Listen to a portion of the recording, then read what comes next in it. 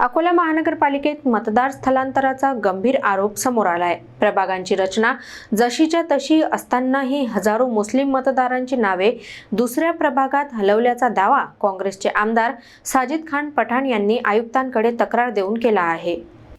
अकोल्यातील स्थानिक स्वराज्य संस्थांच्या निवडणुका जवळ येत असताना मतदार स्थलांतराचा मुद्दा चांगलाच पेटला आहे। काँग्रेसचे आमदार साजिद खान पठाण यांनी महापालिका आयुक्त डॉक्टर सुनील लहाने यांना दिलेल्या निवेदनातून गंभीर आरोप केला आहे।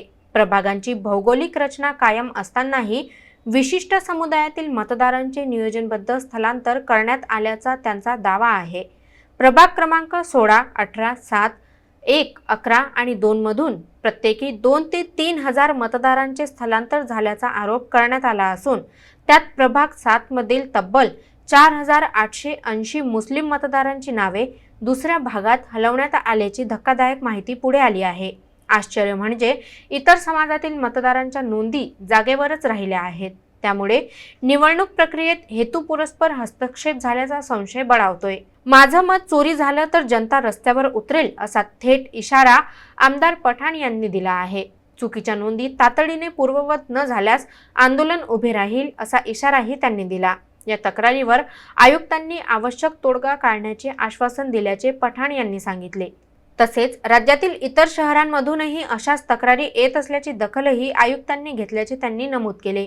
या संपूर्ण मुद्द्यावर आता प्रशासन काय निर्णय घेते आणि निवडणूक प्रक्रियेवर याचा काय परिणाम होतो याकडे सर्वांचे लक्ष लागले आहे।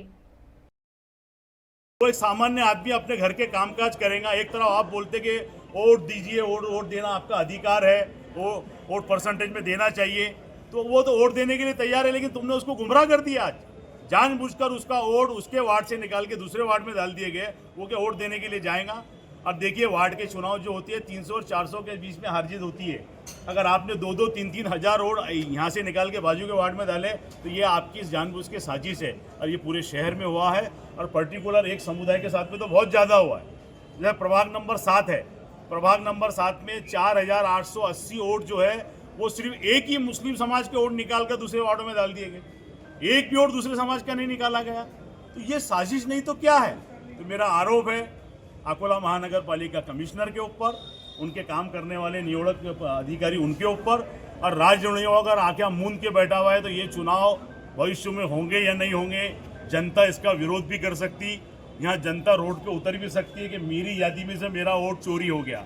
ये वोट चोरों को उनकी जगह दिखाना है, इसलिए आज हम कमिश्नर से मिलने आए। कमिश्नर साहब ने हमको टाइम दिया 4 बजे तक, तो मैं इसके ऊपर एक सोल्यूशन निकालता हूँ।